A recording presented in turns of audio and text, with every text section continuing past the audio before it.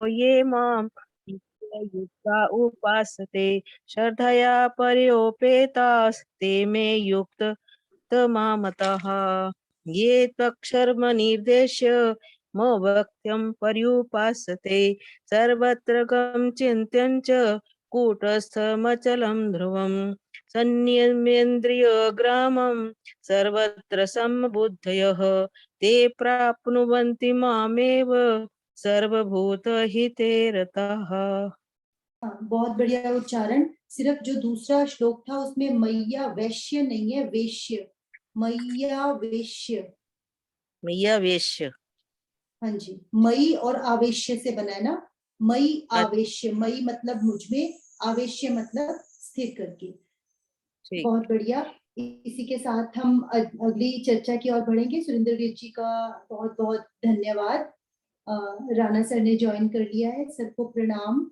Sir के साथ हम दूसरे अध्याय को गहराई से जानने की कोशिश कर रहे हैं। कल हमने श्लोक नंबर 4 और 5 पढ़ा था और आज हम उसी चर्चा को आगे लेकर चलेंगे। सर को प्रणाम और निवेदन कि आज की चर्चा की शुरुआत करें।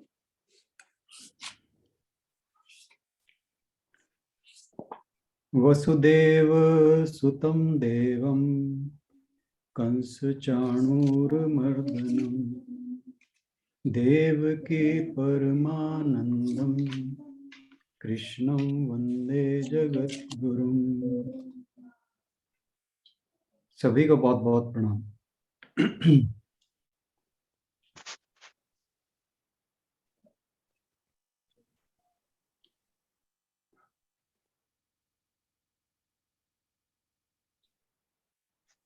तो पिछले श्लोकों में हमने जाना कि जब कृष्ण जी ने अर्जुन को उसकी दशा देखकर, जो मानसिक दशा थी उसकी, उसको देखकर जब उसे फटकार लगाई तो उसमें कुछ परिवर्तन हुआ। और परिवर्तन क्या था कि पहले तो वो बिल्कुल ही निरुत्साहित होकर, आंखों में आंसू भरकर, जब उसके हाथ से गांडीव छूट गया और वो रथ पर बैठ गया, तब भगवान जी को लगा कि अब इसको उचित समय है जब इसे इस स्थिति से बाहर निकाला जाए। फिर भगवान जी ने जब उसे फटकार लगाई तो उसकी मनोदशा में कुछ परिवर्तन हुआ। और परिवर्तन ये था कि अब वो बात करने की स्थिति में वापस आ गया और भगवान जी को अपने, जो उसने युद्ध से पलायन का या युद्ध ना करने का निर्णय लिया था, उसके संबंध में तर्क देने लगा। और तर्क क्या देता है कि मेरे सामने गुरु द्रोण और पितामह भीष्म सामने हैं, खड़े हैं, तो ये दोनों मेरे पूज्य हैं और इनमें से एक मेरे गुरुवर हैं, तो इन पर मैं बाणों की वर्षा कैसे करूं। अपनी तरफ से वो बड़ी तर्कसंगत बातें कह रहा है कि ये युद्ध जो है वो धार्मिक कर्म नहीं होगा, क्योंकि अपने जो पूज्य लोग होते हैं, गुरु लोग होते हैं, उन पर शस्त्र नहीं उठाना चाहिए। शास्त्रों में ऐसा लिखा भी है। और उसी बात को फिर वो आगे इस श्लोक के द्वारा जो कहेगा वो हम अभी देखते हैं उसका क्या कहना है। आशु जी पढ़ेंगे आप? हाँ जी सर जी, मैं भी पढ़ूंगी और आप भी पढ़ेंगे एक बार इसका। ओके। न चैतद्विद्मः कतरन्नो गरीयो यद्वा जयेम यदि वा नो जयेयुः यानेव हत्वा न जिजीविषामस्तेव स्थिताः प्रमुखे धार्तराष्ट्राः। हम यह भी नहीं जानते कि हमारे लिए क्या श्रेष्ठ है, उनको जीतना या उनके द्वारा जीते जाना। यदि हम धृतराष्ट्र के पुत्रों का वध कर देते हैं तो हमें जीवित रहने की आवश्यकता नहीं है, फिर भी वे युद्ध भूमि में हमारे समक्ष खड़े हैं। वैसे तो इसके उच्चारण में आप में और मेरे में समानता ही रहेगी, पर मैं फिर भी कर देता हूँ। न चैतद्विदं कतरन्नो गरीयो यद्वा जयेम न वा नो जयेयुः यानेव हत्वा न जिजीविषामः तेव स्थिताः प्रमुखे धार्तराष्ट्राः। तो अर्जुन का कहना है, अब वो कह रहा है कि मैं नहीं जानता कि यह युद्ध करना हितकर भी होगा या नहीं। यद्वा जयेम यदि वा नो जये, कि ये युद्ध जो है हमारे लिए करना श्रेष्ठ भी है या नहीं। और हालांकि अभी तक वो, इससे पहले के श्लोक तक वो कह रहा था युद्ध करना धर्म संगत नहीं है, और उसके पक्ष में अपने तर्क भी दे रहा था। अब इस श्लोक में उसकी मनोदशा और थोड़ी सी बेहतर हुई है। अब वो नहीं जान रहा, वो जो कह रहा है कि भाई मैं नहीं जानता कि युद्ध करना ठीक भी है कि नहीं। अभी तक तो वो कह रहा था कि धर्म संगत है ना करना, इसलिए मैं युद्ध से पलायन कर रहा हूँ। और यहां पर आकर वो कह रहा है कि युद्ध के बारे में मैं नहीं जानता ठीक है कि गलत है, करना चाहिए या नहीं। यानी अब उसके मन में दुविधा आ गई। पहले तो दुविधा जो थी, अब दुविधा का जो टाइप है वो चेंज हो गई। पहली दुविधा थी कि मेरे सामने मेरे स्वजन खड़े हैं, गुरु खड़े हैं, इनको मारना ठीक नहीं है। अब उसे अपने ऊपर और भी संदेह हो गया। वो कह रहा है कि पता नहीं इन्हें मारना ठीक भी है कि नहीं। मारना नहीं, अब वो कह रहा है कि युद्ध करना ठीक भी है कि नहीं, हितकर है कि नहीं। क्योंकि उसे लग रहा है कि मेरी इतनी बातें सुनकर भी भगवान जी कह रहे हैं उठ खड़ा हो और युद्ध के लिए खड़ा हो जा, तो कोई तो बात है जो भगवान जी मुझे ये कह रहे हैं कि तो युद्ध कर। कोई ना कोई तो कारण है इस बात के पीछे। क्योंकि वो, आप ध्यान करिए कि उसने जब चयन का वक्त आया था, भगवान जी की नारायणी सेना के बजाय कृष्ण जी को स्वयं उनको ही चुना था, ना कि नारायणी सेना। तो कोई ना कोई लॉजिक या तर्क तो रहा होगा उसके इस चुनाव में। वो तर्क ये था कि वे अर्जुन जो है वो श्री कृष्ण की शक्तियों से भली भांति परिचित था। उसे पता था कि ये कोई साधारण मानव नहीं है। उसने उन्हें राक्षसों का वध करते हुए भी देखा हुआ था। फिर शिशुपाल का वध भी उसे पता था, इन्होंने किया था। अपने मामा कंस का वध भी किया था। तो वो बहुत अच्छे से जानता था कि ये कोई साधारण व्यक्ति तो नहीं है। और हालांकि उसे अभी तक ये ज्ञान नहीं था कि ये स्वयं भगवान विष्णु का अवतार है, परंतु ये तो इतना तो पता था कि ये साधारण मानव नहीं है। तो फिर उसे लगा कि जब ये युद्ध करने के लिए कह रहे हैं कि ये युद्ध करने के लिए कह रहे हैं, तो कोई तो बात है कि ये युद्ध के लिए बात कर रहे हैं। उसमें नहीं है, उसमें दे दी। फिर एक चीज और यहाँ पर आ गई है कि वो कह रहा है कि वो नहीं जानता कि युद्ध हितकर भी होगा कि नहीं। यानी अभी उसको ये भी संशय है कि पता नहीं मैं जीतूंगा भी कि नहीं इस युद्ध में, क्योंकि वो जो युद्ध होने जा रहा है उसके परिणाम को लेकर वो चिंतित है। इसका मतलब यही है, क्योंकि जो सामने वाली सेना है, कौरवों की सेना है, उसमें अकेले जो भीष्म पितामह हैं,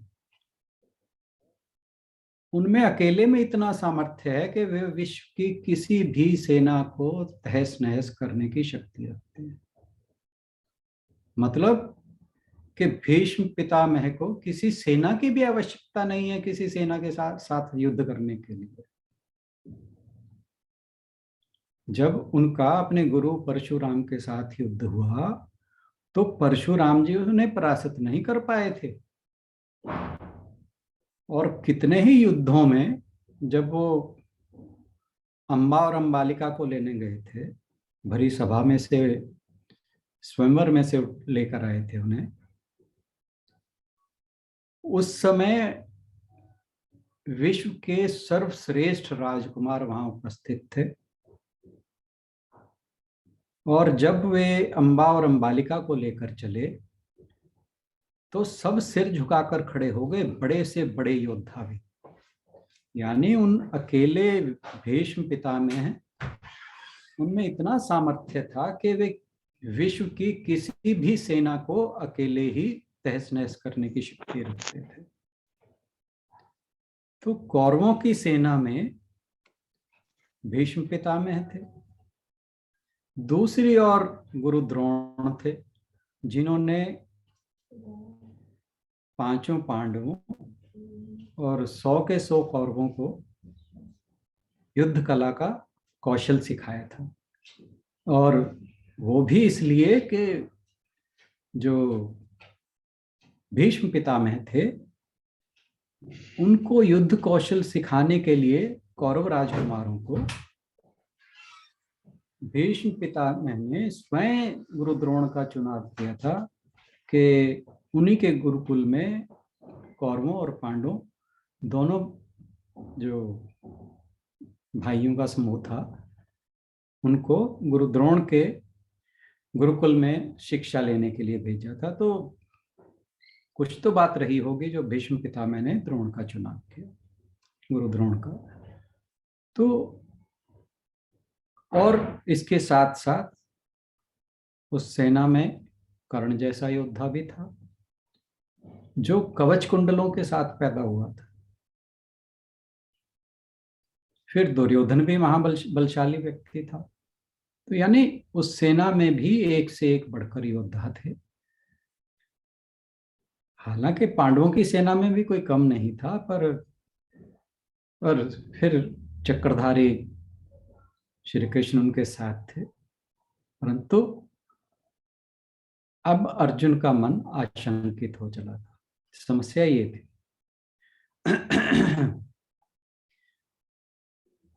और उस समस्या का कारण ये था कि उसके मन में अहम का भाव, मैं और मेरा का भाव, और मोह का भाव, ये दोनों इकट्ठे आ गए थे, जिससे उसका मन और बुद्धि दोनों के बीच में जो अंतर है, उसमें खाई जैसा अंतर आ गया था। और उसका विवेक जो है वो उसका साथ छोड़ बैठा था। और ऐसे में किसी भी व्यक्ति का मन विचलित हो जाता है, अस्थिर हो जाता है, और ऐसा होते ही विवेकपूर्ण निर्णय लेने की क्षमता जाती रहती है। क्योंकि ऐसे क्षणों में होता क्या है, मनुष्य परिस्थिति का सही आकलन नहीं कर पाता, और यही स्थिति अर्जुन की थी।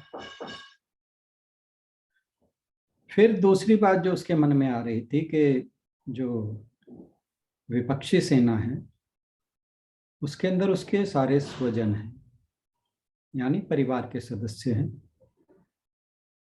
और वो सोच रहा है कि युद्ध में अगर मुझे इनका वध करना भी पड़ गया तो उसके बाद अगर राज्य मिलता भी है तो ऐसे राज्य को लेकर जीवित रहना सुखमय नहीं होगा।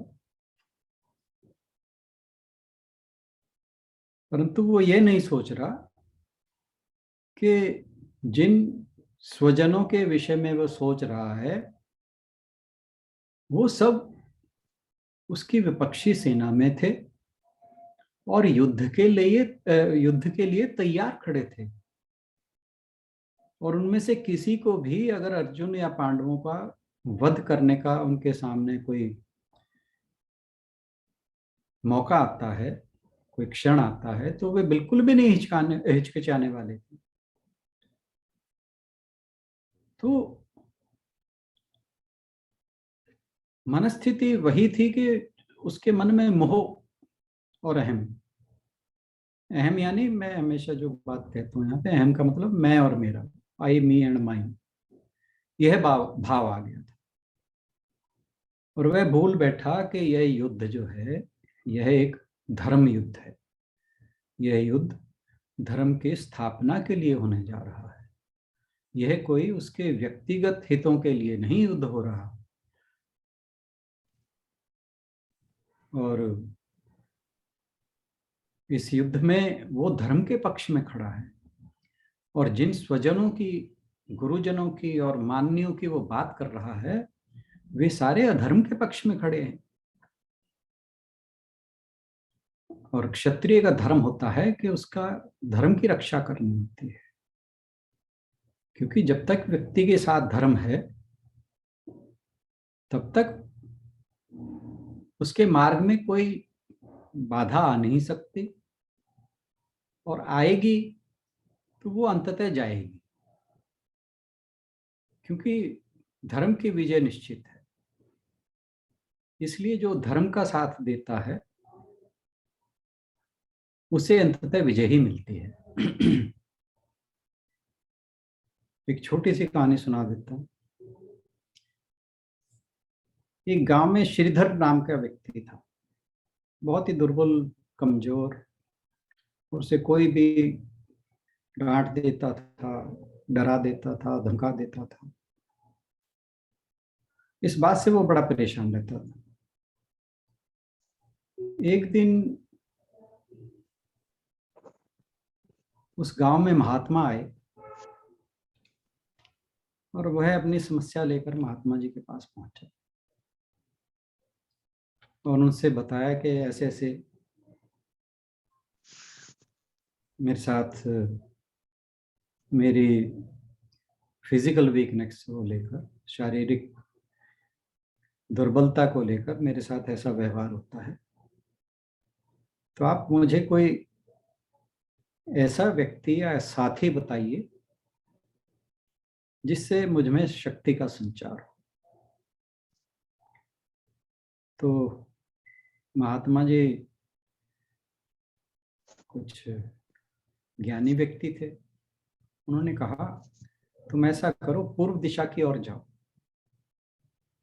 और तब तक चलते जाना जब तक तुम्हें ऐसे व्यक्ति की तलाश तुम्हारी पूरी ना हो जाए। और ये मैं आश्वासन देता हूं कि तुम्हें ऐसा व्यक्ति जरूर मिलेगा,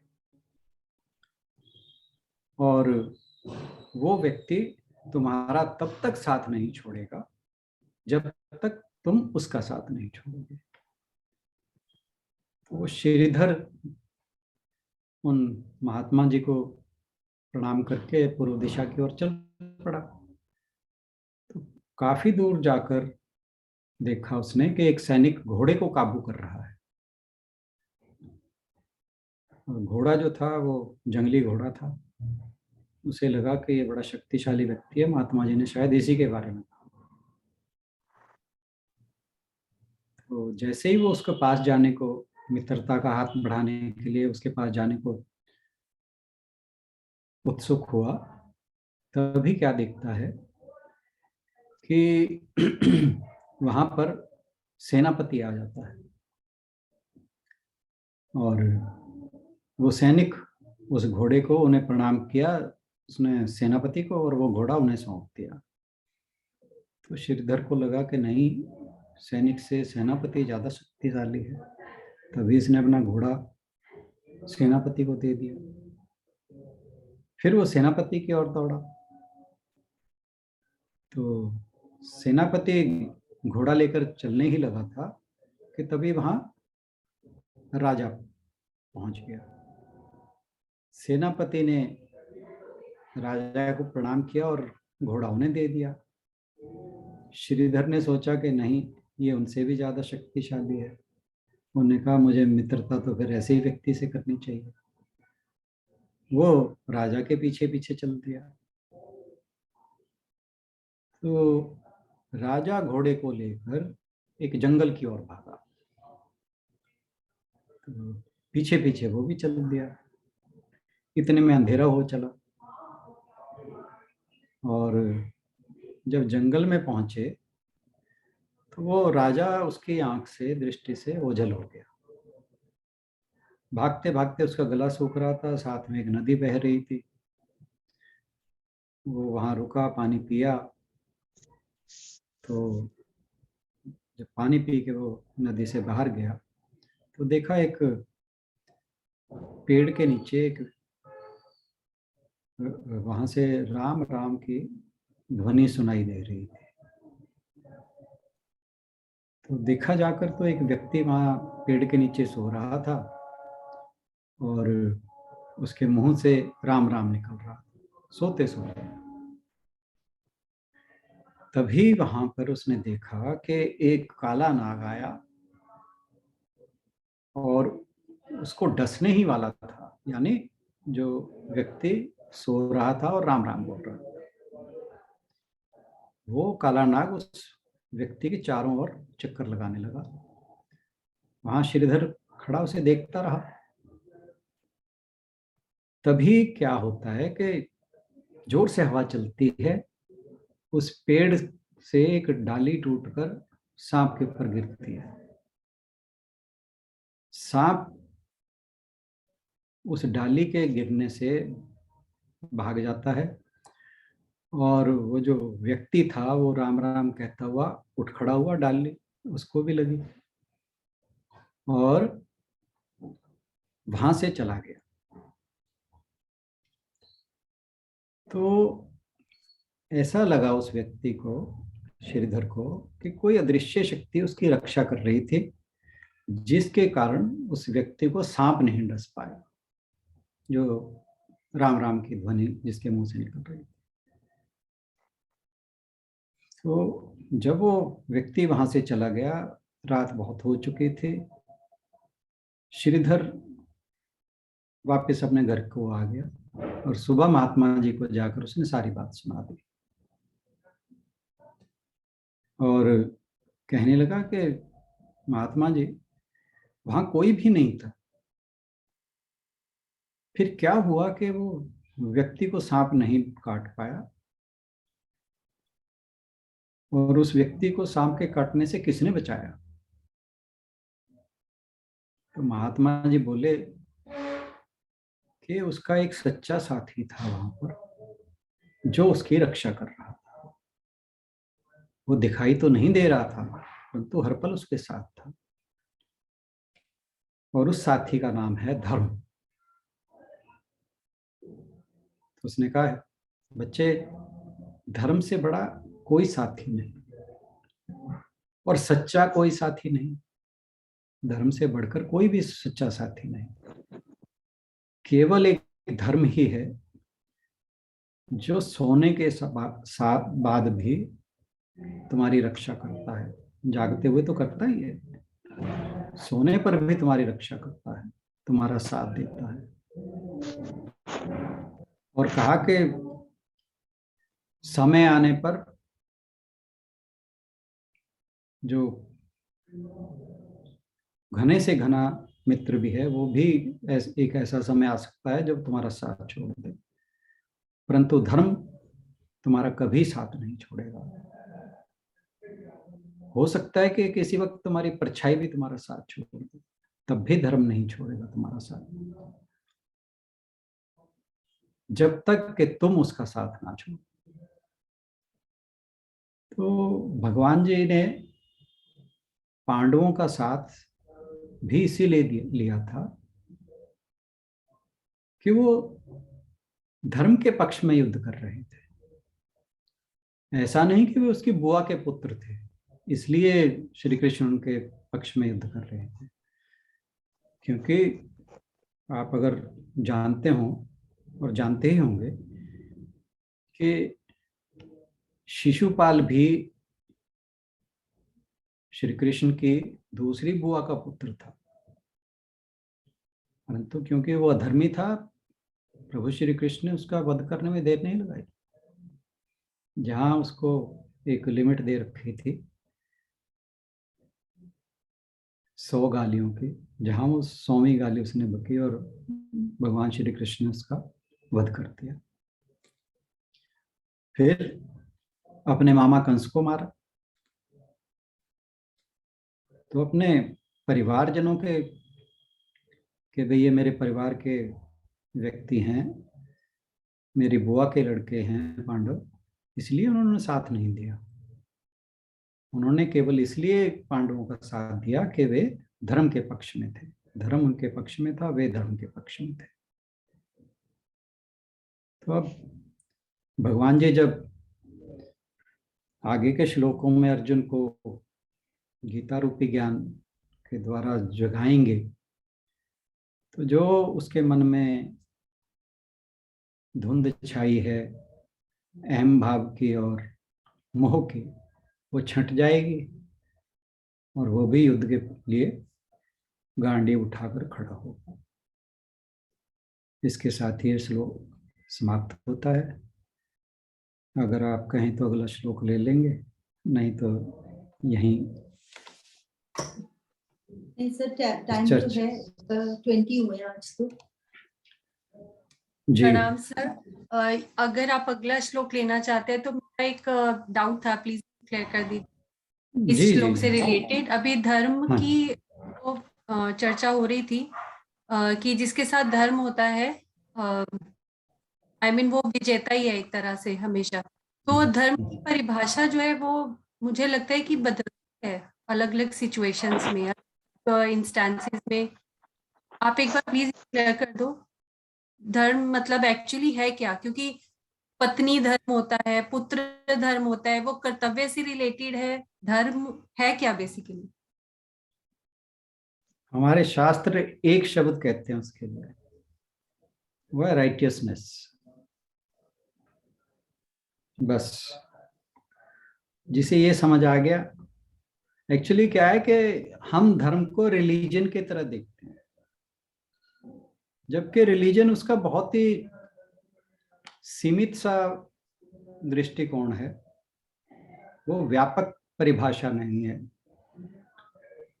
तो हमारे शास्त्रों में सिर्फ और सिर्फ राइटियसनेस लिखा है उसका धर्म का मतलब, और उसके अंदर हर चीज आ जाती है। सर ट्रूथफुलनेस, इसका मतलब ट्रूथफुलनेस मतलब आपकी कंसर्न ट्रूथ मानती है। आपके हाँ जी हाँ जी हाँ जी।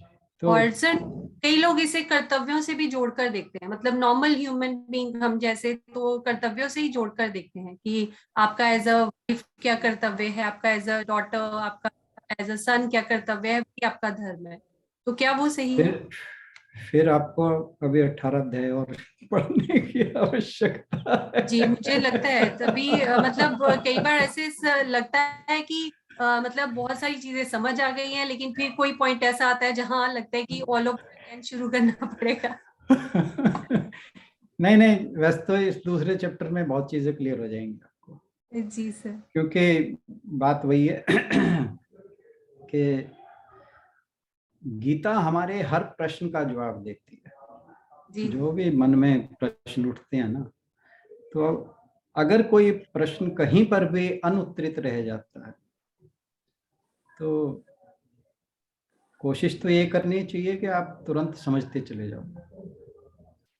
परंतु अगर कहीं फिर भी प्रश्न रह गया, आपने कर्तव्य की बात कही, तो हम जिस श्लोक अभी इससे पिछले श्लोक की बात कर रहे थे जो, और यहाँ पर भी, हाँ जी सर। तो वेदों में एक श्लोक था, मैं कल पढ़ रहा था, मुझे उसकी संस्कृत याद नहीं रही, पर मैंने भाव कह दिया था कि जो अपने गुरु को तू भी बोलता है वो नरक का भागी होता है। और भगवान श्री कृष्ण यहाँ पर अर्जुन को कह रहे हैं कि गुरु द्रोण को मार दे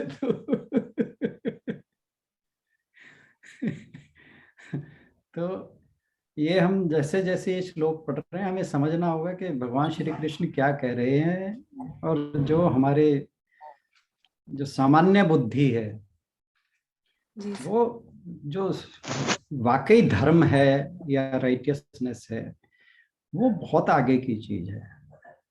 और हम गीता जी पढ़ रहे हैं, समस्याएं सारी धीरे धीरे हाँ जी। सुलझ जाएंगी। हाँ जी, क्योंकि कई बार ऐसी सिचुएशंस आ जाती है कि हमें सही और गलत का भी अंदाजा लगाना मुश्किल हाँ है, हाँ हाँ, कि हम उसको अर्जुन के फेवर साथ करते हैं जो हमारा प्रिय होता है। अर्जुन के साथ ये तो समस्या आ रही यही, है। जी बिल्कुल बिल्कुल, इसीलिए मैं इस पॉइंट को क्लियर करना चाह रही थी कि धर्म बेसिकली है क्या, ट्रूथफुलनेस है या अपने कर्तव्यों का कैसे पालन करना है, तो बस ये अगले डाउट क्लियर श्लोक को करना था। अगले श्लोक को और सुन लीजिए, शायद जी कुछ सर, थैंक यू और सर। क्लैरिटी हो जाएगी। हाँ जी बिल्कुल। सर ये एक बार हाँ, श्लोक पढ़ के मैं एक चीज सुनाएंगे बोलूं मुझे? प्लीज। धर्म देखो, ऐसे तो हमारे धर्म में जैसे बोला है सत्य बोलना चाहिए, पर अगर कोई किसी को मारने के लिए जा रहा है और वो भाग रहा है, तो हमें उसके लिए क्या उसको बताना चाहिए कि वो वहां पे जाके छिपा है? नहीं, वहां पे हमें ये बताया ना कि वो गाय भाग रही है तो उसके पीछे कसाई भाग रहा है और गाय छिप गई है कहीं जाके, तो आप उसको बिल्कुल नहीं बताओगे कि वो गाय वहां पे छिपी है। और इसी बात से ही पता चल जाता है कि गीता में ही यहाँ पे आके भगवान ने पूरा चेंज ही कर दिया है कि स्थिति के अनुसार ही धर्म की परिभाषा गढ़ी जाएगी हर समय, हर बार। नहीं तो ऐसे यही पे तो आके इतनी पूरी गीता में यही तो समझा रहे हैं उसको, अर्जुन को, कि हाँ तेरा धर्म तो ये है, कर्तव्य तो यही है कि अपने जो है गुरु की सेवा करनी, जहाँ अपने पितामह की अच्छी तरह से सेवा करनी, उनकी आज्ञा का पालन करना, और उस हिसाब से तो धृतराष्ट्र से भी उसको लड़ना नहीं चाहिए, या कुछ भी नहीं, जो भी है सहन करता जा। पर यहीं पे आके तो भगवान कह रहे हैं कि ये भी अधर्म है, अधर्म को सहना भी अधर्म है। सबसे पहले खुद के लिए उठना शुरू करो, तो वही धर्म है मेरे हिसाब से तो।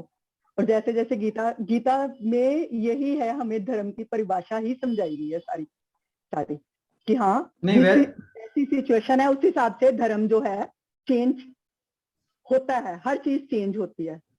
हाँ जी सर, मैं वही कह रहा था कि बताना नहीं आया। हम अगर ज्यादा बातों में ना भी उलझें, तो हमेशा एक बात को याद रखें, जो मैंने वर्ड बोला, राइटियसनेस, तो उससे काफी चीजें आपका दृष्टिकोण बहुत जल्दी क्लियर होगा कि मुझे क्या करना चाहिए या नहीं करना चाहिए। लेट अस मूव फॉरवर्ड, तो देखते हैं और चीजें क्लियर होंगी। हाँ सर जी, एक बार ये श्लोक पढ़ हाँ देंगे? जी, हाँ जी, हाँ जी। कौन सा? पांचवा और छठा कराया ना आज? नहीं जी, मैंने अभी छठा ही ये ना कराया। YouTube लिंक शेयर किया हुआ है सर, उस पे सुन लेंगे एक बार ना जी, रेणु जी, जी। जी। पांचवा और छठा, हाँ YouTube लिंक आप खोल के एक बार सुन लेंगे। आज आगे चले पहले, नहीं तो टाइम कम रह जाएगा। ठीक है जी, ठीक है। हाँ ठीक है, जी। फिर भी अगर समय बचा तो हम आपकी बात को फिर ले लेंगे। कार्पण्य दोषोपहत स्वभावः पृच्छामि त्वां धर्म सम्मूढ़ चेतः यच्छ्रेयः स्यान्निश्चितं ब्रूहि तन्मे शिष्यस्तेहं शाधि मां त्वां प्रपन्नम्। अब मैं अपनी कृपण दुर्बलता के कारण अपना कर्तव्य भूल गया हूँ और सारा धैर्य खो चुका हूँ। ऐसी अवस्था में मैं आपसे पूछ रहा हूँ कि जो मेरे लिए श्रेयस्कर हो उसे निश्चित रूप से बताएं। अब मैं आपका शिष्य हूँ और आपका शरणागत हूँ, कृपया मुझे उपदेश दें। मैं श्लोक को आज जानबूझ के लेना नहीं चाह रहा था क्योंकि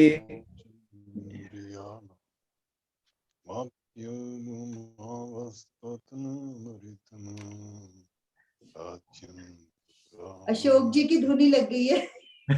बिल्कुल, ये तो वैसे ईश्वरी नाद में हमेशा बैठे रहते हैं। तो ये तो चलिए, बात क्या है कि थोड़ा सा ले लें, बाकी कल ले लें। लेट अस सी, ये श्लोक मुझे बहुत अच्छा लगता है।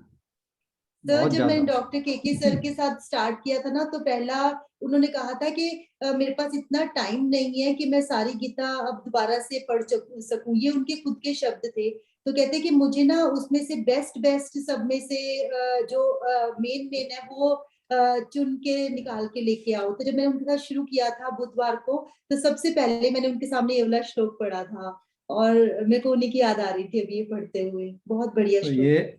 ये श्लोक जो है मेरे दिल के बहुत करीब है, तो मैं सबके इसमें मेरे थोड़ा गुरुदेव ये कहते हैं, कहीं पे अटकते हो ना, कुछ भी आपको समझ में नहीं आता, कुछ भी कहीं पे भी, कि हाँ मेरा कर्तव्य क्या है, मुझे क्या करना है, कुछ कहीं पे भी अटकते हो तो इस श्लोक को लेके बैठ लो, पढ़ो, और जितनी बार भी पढ़ सकते हो पढ़ते जाओ और बैठ जाओ, और आपको बिल्कुल अंदर से आंसर्स आने शुरू हो जाएंगे उस चीज के लिए कि आपका एक्चुअली में कर्तव्य क्या है। हमारे महाराज जी तो कितनी बार ये वाला श्लोक जितनी बार भी आप रिपीट करोगे तो आपको अंदर से सब कुछ जागृति होनी शुरू हो जाती है। तो गीतांजलि बहन, दिस इज फॉर यू। बिल्कुल बिल्कुल। जी sir, thank you so much. आप एक्सप्लेन करेंगे तो मुझे और अच्छे से समझ आएगा, क्योंकि मैंने ये पहले पढ़ा नहीं है। हाँ सर, कल ये एक्सप्लेन करना, क्योंकि इसको बहुत डिटेल चाहिए एक्सप्लेन के लिए। मैं भी यही चाहती हूँ कल ही हो एक्सप्लेन ये। I'll try my best, बाकी जैसी हरी इच्छा। जी सर। अब ये देखिए कि इस श्लोक को जरा पहले अनुवाद पे ध्यान दीजिए।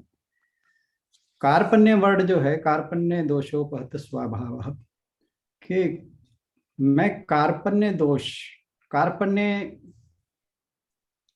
एक्चुअली इंग्लिश में कहें तो माइजरनेस, कृपणता। हम इस अगर शब्द पे जाएं तो मतलब है कंजूस, कार्पण्य मतलब कंजूस। पर यहाँ पर अच्छा, अगर इसको दूसरे रूप में लें कंजूस वर्ड को, यानी छोटापन,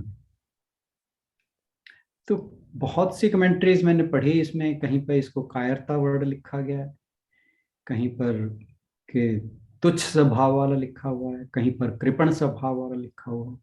तो बेसिकली मैंने सारे वर्ड इसलिए बोल दिए ताकि हमें मोटा मोटा समझ आ जाए कि वर्ड क्या है। आई होप के समझ आ भी गया होगा। तो कहा कि कृपणता के दोष से ग्रस्त स्वभाव वाला, कि मैं अब कृपणता के दोष से ग्रस्त स्वभाव वाला हो गया हूं। पृच्छामि त्वाम धर्म सम्मूढ़ चेता, पृच्छामि यानी पूछता हूं, त्वाम आपसे, धर्म सम्मूढ़ चेता, कि धर्म के, बहन जी गीतांजलि जी आपकी बात आ गई है कि धर्म के विषय में अब मैं सम्मूढ़ हो चुका हूं, यानी अब मुझे पता नहीं कि धर्म क्या है, मोहग्रस्त हो गया हूं। यच्छ्रेयस्या निश्चितम ब्रूहि तन्मे, यच्छ्रेय मतलब जो श्रेयस्कर हो, स्यानिश्चितम, निश्चित करके, निश्चित होकर, निश्चय रूप से, ब्रूहि आप, ब्रूहि मतलब बोलिए, बताइए, तन में आप, और लास्ट की जो फ्रेज है वो बहुत ही कमाल की है, शिष्यस्ते हम शाधिमाम त्वाम प्रपन्नम, कि मैं आपकी शरण ग्रहण करता हूँ, वो ग्रहण करता हूँ, और आप जो मेरे लिए श्रेयस्कर हो, कल्याणकारी हो, वह बताइए। अब यहाँ वर्ड बहुत प्यारा जो यूज हुआ है, वो उन्होंने ये नहीं कहा कि जिससे मेरा फायदा हो,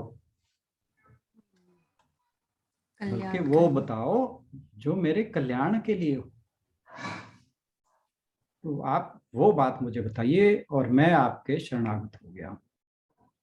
अब आप ये देखिए कि अब से पहले अर्जुन जो है वो तरह तरह के तर्क दे रहा है युद्ध ना करने के। अब उसे एहसास हो गया कि जब उसने विचार किया कि श्री कृष्ण कौन है, मैंने अपने सारथी के रूप में इनको क्यों चुना, अब वो युद्ध से पहले की बातें उसे याद आने लगी हैं। अब उसकी मनस्थिति पहले से भी बेटर हो रही है। जब उसे श्री कृष्ण के बारे में समझ आने लगा कि कौन है, तो फिर उसे याद आया, उसे लगा कि जगत में इससे बढ़िया तो मेरे लिए गुरु कोई हो ही नहीं सकता। तो जब व्यक्ति को ऐसा कोई सिद्ध पुरुष मिल जाता है, जब उसे लगता है कि यही मेरे सभी प्रश्नों का जवाब दे देगा, सभी प्रश्नों के उत्तर इन्हीं के पास होंगे, तो हमारे अंदर हमेशा ऐसा होता है, जब भी हम किसी ऐसे व्यक्ति को देखते हैं, अपने आप मन में भाव जाग जाते हैं कि नहीं, मुझे इनका शिष्यत्व ग्रहण कर लेना चाहिए। और अगर आध्यात्मिक बात हम ना भी करें, तब भी हमें कई बार कोई ऐसा व्यक्ति मिल जाता है जिससे लगता है कि नहीं, इस विषय में इससे बेहतर मुझे कोई नहीं बता सकता। तो ऐसा मतलब चाहे सांसारिक बात हो, आध्यात्मिक बात हो, बहुधा ऐसा होता है कि हमें कोई ना कोई व्यक्ति ऐसा मिल जाता है जब लगता है कि नहीं, अब मेरी जो तलाश है वो पूरी हो चुकी है, और यही वो व्यक्ति है जो मेरी सारी समस्याओं का हल कर देगा।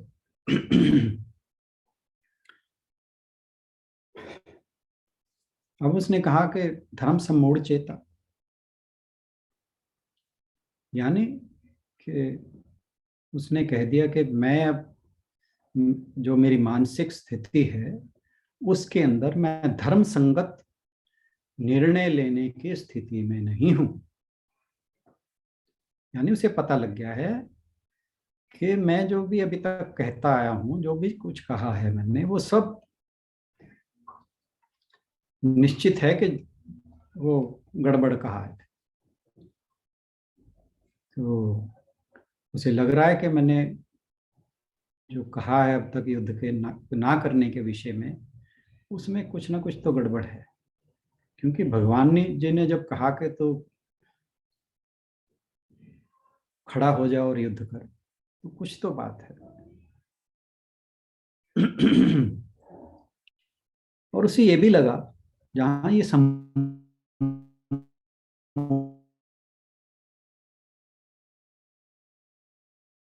मूड और मोह वाली तो नहीं कि मैं स्वजन समझ रहा हूं और जिनके कारण मैं मोह से ग्रस्त हो रहा हूं, वही कहीं मेरी समस्याओं का कारण तो नहीं है, कहीं यही बात तो मेरी समस्याओं का कारण नहीं है।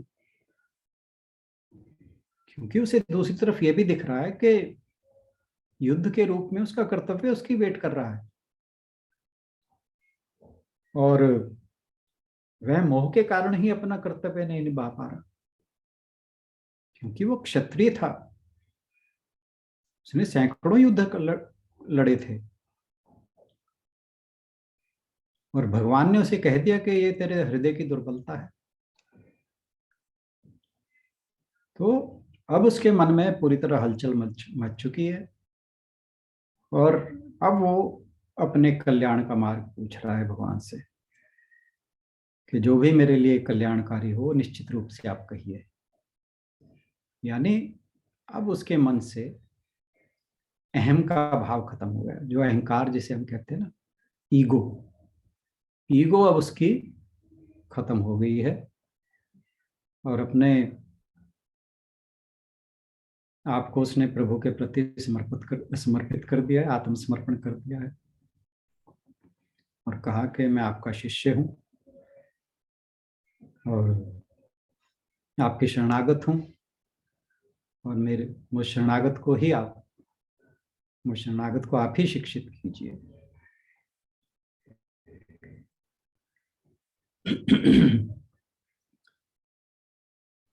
यानी अब उसे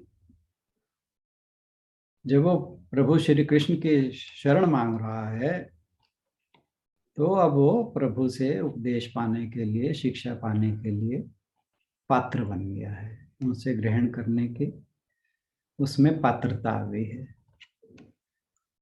और अब हम आगे आगे देखते भी हैं कि जब भगवान श्री कृष्ण उसको उसके संदेहों को दूर करने वाला उसे उपदेश देंगे तब उसके जो प्रश्न हैं, हमने बहुत सारे अध्याय पढ़ लिए, उसके प्रश्न सारे ही ऐसे हैं जो कल्याण का मार्ग पूछने के लिए हैं।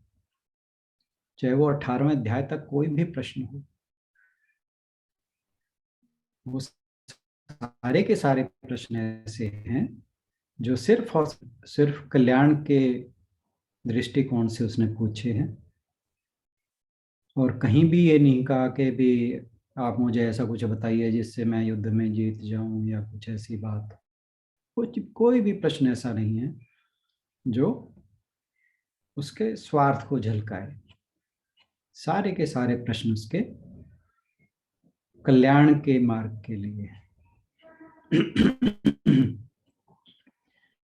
और जैसे ही उसने शिष्यत्व ग्रहण किया, शरणागत हुआ प्रभु की, आप ये देखिए 700 श्लोक तक चली है गीता और भगवान ने कहीं पर भी उसके किसी भी प्रश्न को नकारा नहीं और बड़े ही शांत मन से और बड़े उत्साह से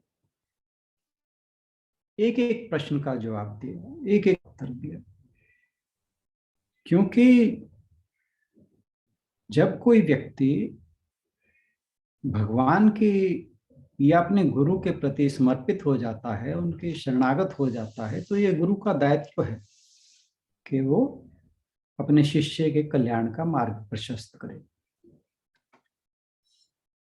और एक चीज और, गीता जी का ये श्लोक यह भी बताता है कि आध्यात्मिक मार्ग में किसी भी व्यक्ति का तब तक कल्याण नहीं हो सकता जब तक वह ईश्वर के प्रति पूर्ण रूप से समर्पित या उनके शरणागत ना हो जाए।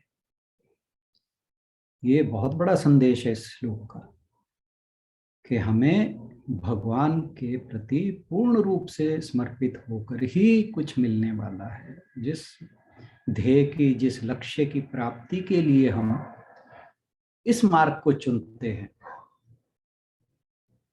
वो मार्ग तभी हमारा प्रशस्त होगा, तभी उसमें हम लक्ष्य की प्राप्ति कर पाएंगे जब हमारा समर्पण संपूर्ण होगा। ज्यादातर क्या है, मतलब होता क्या है कि हम कहते तो हैं कि हम भगवान के प्रति समर्पित हैं, परंतु हमारा समर्पण पूर्ण रूप से नहीं होता।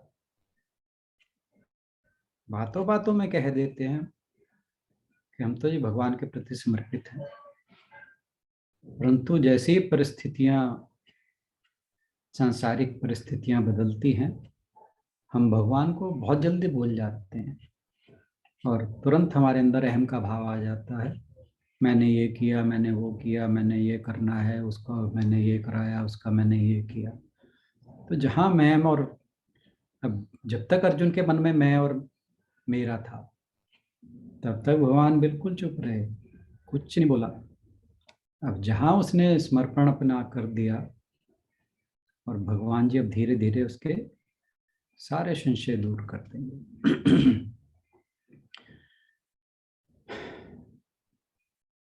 जैसे ही हम प्रभु के प्रति समर्पित होते हैं, क्योंकि आप ये देखिए, भगवान कहीं हमसे दूर नहीं है। आत्मा के रूप में वो हमारे अंदर हर समय बैठे हैं, हर समय प्रस्तुत हैं, हर समय विद्यमान विराजमान हैं। हम ही उन्हें बोले बैठे हैं, हम ही उनके प्रति समर्पित नहीं होते। जैसे ही हम पूर्ण रूप से उनको समर्पण करेंगे, तो वो तो कहीं दूर है ही नहीं। अब जो हम कई बार इंट्यूशन की बात करते हैं, वो क्या है? वो यही तो है, भगवान ही तो है, जो हमें पग पग पर हमारा मार्ग प्रशस्त करने की कोशिश तो करते ही रहते हैं। आप ये देखिए, हम कभी भी कोई गलत काम करने को उद्यत होंगे, हमारा अंतःकरण एक बार जरूर बोलेगा कि ये तू जो करने जा रहा है भाई सोच। और वो जो मैं कहा करता हूँ ना, विंडो ऑफ अपॉर्चुनिटी, वो हमारे पास हमेशा मौजूद रहती है, परंतु हम गलत काम करने के लिए अपने जो पूर्व जन्म के संस्कार हैं उनके द्वारा विवश हो जाते हैं, क्योंकि वो हमारे अंतःकरण में इतनी जबरदस्त तरीके के इंप्रेशन डाले हुए बैठे हैं कि जब वो विंडो ऑफ अपॉर्चुनिटी हमारे से छूट जाती है, तो फिर हमारा संस्कार हमारा निर्णय को बदल देता है। फिर हमारा निर्णय हमारे संस्कार से प्रभावित हो जाता है, ना कि हमारे विवेक से। तो हमारे विवेक के रूप में प्रभु हमेशा हमारे हृदय में विराजमान है। हम कोई भी गलत काम करते हैं तो वो हमें एक बार चेताते जरूर हैं कि नहीं भाई, जो ये कर रहे हो गलत है। बट टाइम तो 6:46 हो चुके हैं। मेरा मन बंद करने को तो नहीं है, बाकी जैसे आप सबकी श्रद्धा, कहो तो कल जारी रखें, कहो तो कंप्लीट करें, जो जो जैसी इच्छा। अगर सबका प्रवाह बना हुआ है, फ्लो बना हुआ है, तो let us continue. Okay, thank you.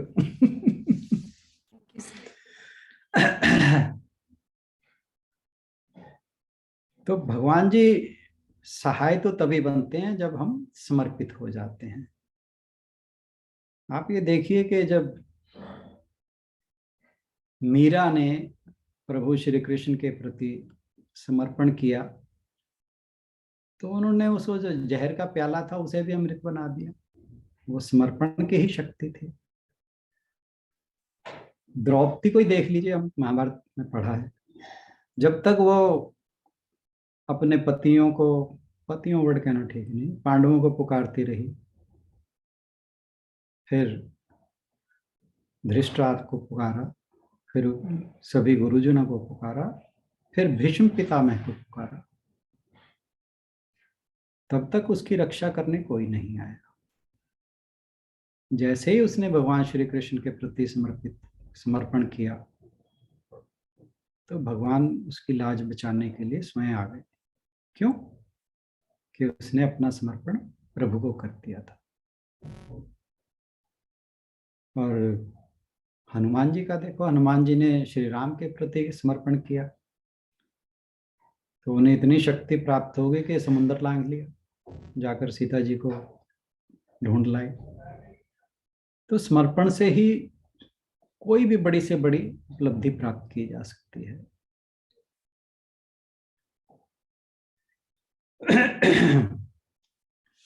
और कोई भी हमारा श्रद्धेय हो, जैसे गुरु हो, कोई विशेष व्यक्ति हो, जब भी हमारा उसके प्रति समर्पण होता है, हमें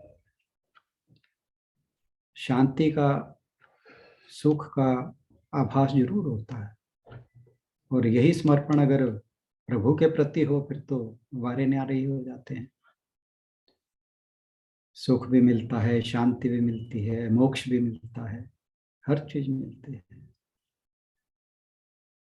और भगवान जी ने तो ये भी कहा था, योगक्षेमम व्याहम, कि तुम्हारा, मैं तो सांसारिक जो जरूरतें हैं उनकी भी पूर्ति का ख्याल रखता हूँ। अब ये डिपेंड करता है कि हमारा समर्पण कितना है।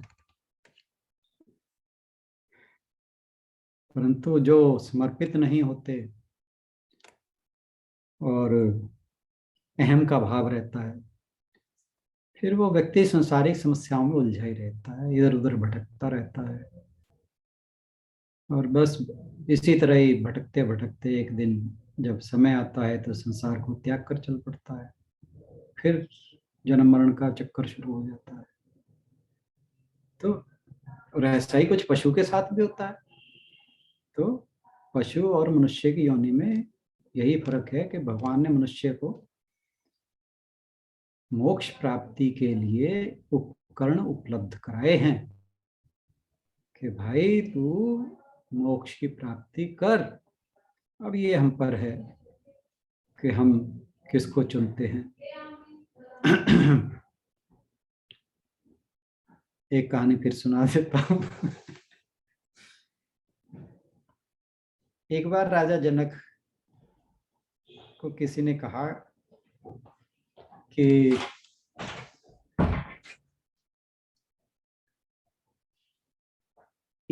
मैंने ये संक्षेप में पहले भी सुनाया था कि जब हम घोड़े पर बैठते हैं उसके साइड पे दो पैर रखने की चीजें होती हैं, जिसमें पैर फंसाकर घोड़े की सवारी की जाती है, उसे रकाब बोलते हैं। तो राजा जनक को किसी ने बताया कि घोड़े की रकाब में एक पैर रखने से दूसरे पैर रखने तक में जितना समय लगता है, इतने समय में आत्मज्ञान प्राप्त हो सकता है। आप सोचिए कितना समय होगा, टांग घुमा के उधर जाने तक की बात है बस। अब वो थे तो आध्यात्मिक व्यक्ति, तो उनके मन में लगा कि नहीं, पता करना चाहिए। उनकी सभा में एक से एक विद्वान तो विश्व प्रसिद्ध थे। उन्हें सभा बुलाई और वहां पर एक बहुत ही सुंदर सा सिंहासन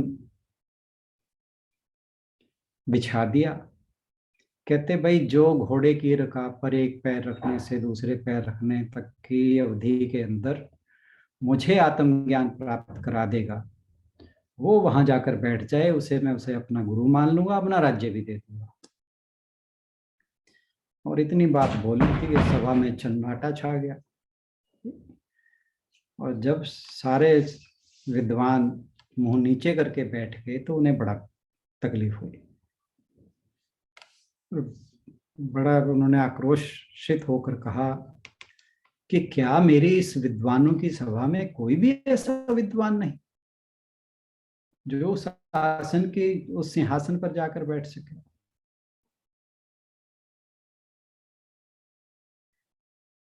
तो इतने में क्या होता है, एक 12 वर्ष का बालक जो 8 जगह से शरीर टेढ़ा था उसका दरबार में आगमन होता है और वो सीधा जाकर उस सिंहासन पर बैठ जाता है। और जब ऐसा हुआ तो था तो बालक ही, तो जितने भी विद्वान जी जी जी जैसे ही वो सिंहासन पर बैठा, था तो बालक, तो उसे देखते ही सारा जो सभा थी विद्वानों की, सभी ठहाका लगाकर हंस पड़े कि ये कोई बालक अनजान है, इसे पता नहीं यहाँ क्या करना था और क्यों बैठना था, और ये आकर बैठ गया। और दूसरा, उसका डील डॉल ऐसा था, उसे देखकर भी हंस पड़े। काफी देर जब जोर का ठहाका लगाने के बाद वो चुप हुए, तो वो जो बालक था जिसका नाम अष्टावक्र था, वो उनसे भी ज्यादा जोर से ठाका लगाया उसने। तो राजा जनक बोले कि इन्होंने ठहाका लगाया मुझे समझ आया, परंतु आपने क्यों ठहाका लगाया ये मुझे समझ नहीं आया। तो कहते राजन, मैं तो समझता था कि आपके सभा में विद्वान बैठे हैं, परंतु यहाँ तो ये सारे चमड़े के व्यापारी लगते हैं, मुझे चरमकार बैठे हैं। तो जब राजा जनक ने ये बात सुनी तो उन्हें लगा कि नहीं, ये व्यक्ति कुछ, ये बालक नहीं, ये कुछ तो है इसके अंदर। तो जैसे ही उसने सबको चरमकार कहा तो वो सारी की सारी सभा में जो इतने भी विद्वान थे वो सब गुस्से में आ गए और कहने लगे इसने हमारा अपमान किया है। तो उसने कहा मैंने किसी का अपमान नहीं किया, कि आप बताइए कि मुझे पता है आप मुझे देखकर क्यों हंसे हैं, क्योंकि मेरा शरीर जो है वो 8 जगह से टेढ़ा है। तो कहते क्या शरीर के 8 जगह टेढ़ा होने से मेरी आत्मा भी टेढ़ी हो गई? तुम लोग सारे विद्वान हो, क्या आत्मा का शरीर से कोई संबंध है क्या? तो जब ये बात बोली तो एक बार फिर सन्नाटा छा गया। और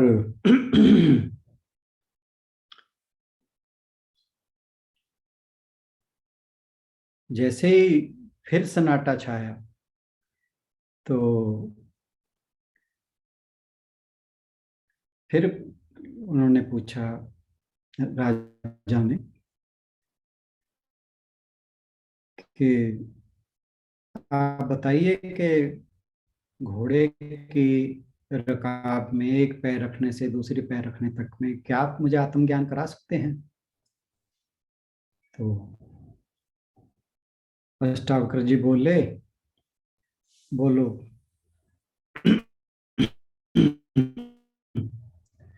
क्या पूछना है? और रही बात इतनी देर में ज्ञान प्राप्त कराने की, आत्मज्ञान प्राप्त करने की, तो हाँ मैं करा सकता हूँ। तो राजन बोले कि ठीक है, फिर मुझे परमात्मा का अनुभव कराओ। अष्टावक्र जी बोले, राजन तैयार हो जाओ, परंतु इसके बदले मुझे तुम क्या दोगे? तो राजा जनक बोले कि मेरा सारा साम्राज्य आपका। तो उसने कहा कि राजन, अष्टावक्र जी ने कहा कि राजन साम्राज्य तो आपको प्रभु ने दे रखा है, आपका कहाँ हो? तो ये तो कह रहे आपके कोई पूर्व जन्म के कर्म रहे होंगे, उनका फल है, ये तो आपका ना हुआ। कहते फिर मेरा शरीर, ये शरीर आपका हुआ। तो अष्टावक्र जी बोले कि ठीक है, शरीर तो तूने मुझे दे दिया, पर अभी मन तो नहीं दिया, मन तो अभी तेरे पास ही है। तो वे कहते कि चलो, मैंने मन भी आपका दिया, ये मन भी आपका हुआ। तो अष्टावक्र जी ने कहा, राजन अब तुम्हारा धन, मन और तन, ये तीनों मेरा हो चुका है, इसका मालिक अब मैं हूं। वो कह रहे हाँ बिल्कुल ठीक है। तो कह रहे मैं तुम्हें आज्ञा देता हूं कि जहां पर सबके जूते पड़े हैं ना, वहां जाकर बैठ जाइए। अब जो विद्वानों की सभा थी उनमें फिर हलचल हुई कि ये राजा को क्या कह रहा है, परंतु राजा जनक जो थे वो समझदार व्यक्ति थे। वो चुपचाप उठे, वो चुपचाप उठे, वो चुपचाप उठे और जाकर जहां सबके जूते पड़े थे उन जूतों में जाकर बैठ गए। और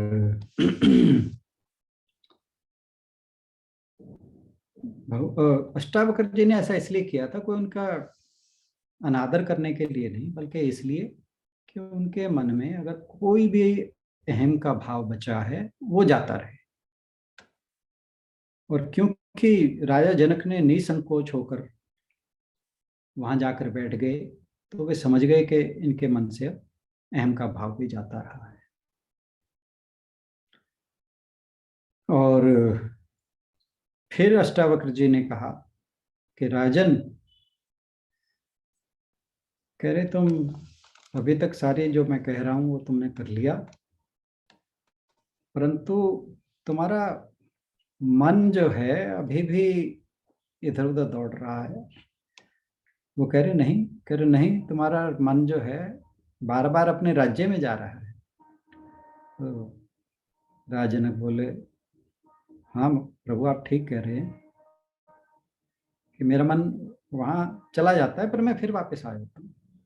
तो कह रहे नहीं, कह रहे अपने मन से सभी विचार निकाल दीजिए। ये सुनते ही राजा जनक ने आंखें बंद कर ली। उन्होंने कहा कि भाई अब मेरे मन में कोई विचार नहीं आएगा राज्य को, जब मैं कुछ देखूंगा ही नहीं तो विचार भी नहीं आएगा। तो अष्टावक्र जी बोले कि तुम्हारा मन पर कोई अधिकार नहीं रह गया है, अब विचारों का आना जाना बंद हो गया। वो कहते हाँ। और जैसे ही राजा जनक ने ये कहा तो अष्टावक्र जी ने उन पर अपनी कृपा दृष्टि डाली और उनकी जो आत्मा थी, मन था, वो अंतःकरण की ओर मुड़ गया और आनंद में गोटते खाने लगा। और उन्हें बहुत ही आनंद आने लगा। जब अष्टावक्र जी ने देखा कि इनकी अंतःकरण की यात्रा शुरू हो चुकी है, तो फिर उन्होंने धीरे से उन्हें आवाज दी, राजन। तो राजा जनक ने आंखें खोली तो उन्होंने पूछा कि क्या तुम्हें ज्ञान हो गया, आत्मज्ञान हो गया? राजा ने बोले, हाँ प्रभु, मैं आपको अपना गुरु स्वीकार करता हूँ और मैं जो चाहता था मुझे वो दर्शन हो गया। तो अष्टावक्र जी बोले कि लो अपना तन मन धन राज्य सब लो और इस तरह से राज्य करो कि अब ये तुम्हारा नहीं है। तो बात वही है कि राजा जनक ने जैसे ही उन्हें समर्पण किया अष्टावक्र जी के प्रति, वैसे ही उन्हें आत्मज्ञान हो गया। और ये मैंने बात इसलिए कही कि अब अर्जुन ने भी श्री कृष्ण के प्रति आत्मसमर्पण कर दिया है, उनकी शरणागति स्वीकार कर ली है। और जब उन्होंने शरणागति स्वीकार की तो वो जो धनुष से तीर चलने बंद हो गए थे, वो भगवान जी जैसे जैसे उन्हें ज्ञान देंगे वो तीर फिर चलेंगे और वो युद्ध फिर जीतेंगे। तो अब ये एक चीज यहाँ पर मैं कहना चाहूंगा कि जब भी हम गीता पढ़ते हैं हम ऐसे सोचते हैं कि अर्जुन हमारे जैसा रहा होगा। बहुत बार चलती है बात कि जी हमारे और अर्जुन में क्या फर्क है, जैसे हम परेशान हो जाते हैं ऐसे अर्जुन भी परेशान हो जाते हैं। परंतु थोड़ा सा विचार करें कि ये 700 श्लोक बोलने में कितना समय लगा। मैंने एक दिन बताया था 2.5 घंटे लगे। इन 700 श्लोकों में से केवल 27 श्लोक ऐसे हैं जिनमें अर्जुन का ये भाव है जो भ्रम का, वो आया है। और किसी विद्वान ने ये गणना की, कह रहे इन 27 श्लोकों को बोलने में 3 मिनट लगे। तो अर्जुन की जो मनोदशा व्यथित हुई थी वो सिर्फ 3 मिनट के लिए हुई थी। बाकी उसके जीवन में कहीं भी इस तरह का कोई भी बात नहीं हुई। और आपको तो सबको मालूम ही होगा, अर्जुन और कृष्ण की जोड़ी को नर और नारायण की जोड़ी कहा जाता है। तो इन बातों को हमेशा याद रखें कि हम तो हर समय भ्रम में रहते हैं। तो अपने आप को अर्जुन से कभी भी कंपेयर करने की बिल्कुल आवश्यकता नहीं है। हम तो बहुत बहुत ज्यादा अर्जुन के मुकाबले, वो पूरे 3 मिनट रहा और हम तो पूरे जीवन रहते हैं भ्रम में। तो एक आंकड़ा था जो मैं शेयर करना चाहता था। आज के लिए इतना ही, समय बहुत ज्यादा ले लिया, सॉरी, क्षमा याचना। परंतु मैंने पहले ही कहा था कि इस श्लोक पे मैं टाइम ज्यादा लूंगा। Thank you so much, thank you for bearing me and being with me.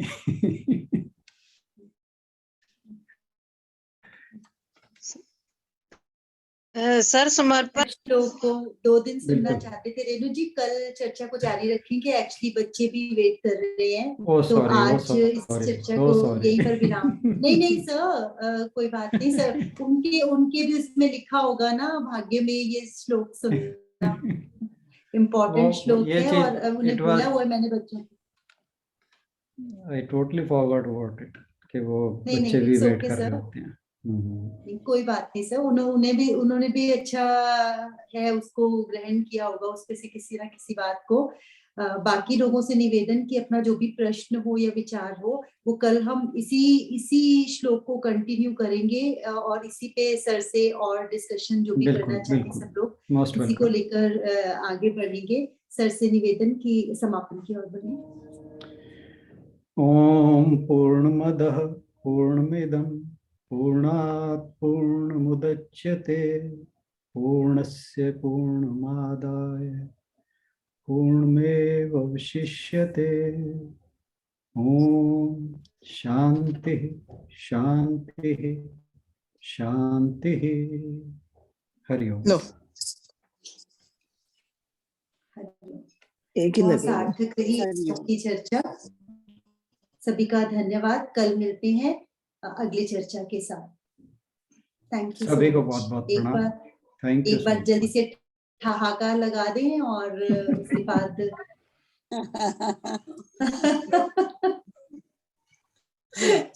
आज तो वो बैठे थी मेरे ख्याल, अंजू जी, अंजू बहन। हाँ, मेरे ख्याल, अंजू बहन चली गई मेरे है। ख्याल चली गई। अंजू बैठी है, अंजू बहन। हाँ जी। लग गया ठाका।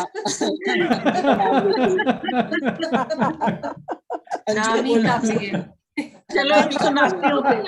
अभी अभी सुनाने का टाइम नहीं है, आप लोगों को आज भी सुना देती हूँ जोक। जी जी, चलो कल के लिए रखते हैं, आज बहुत लेट हो गए ना। हंसी है चलिए अंजू, ठीक है, हमारे थैंक मैच यू, से हंसी। Thank you, okay, thank you. Bye bye bye. सभी को बहुत बहुत प्रणाम।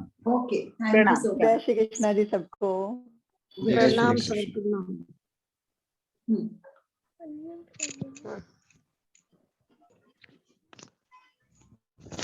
हाँ जी गुलशन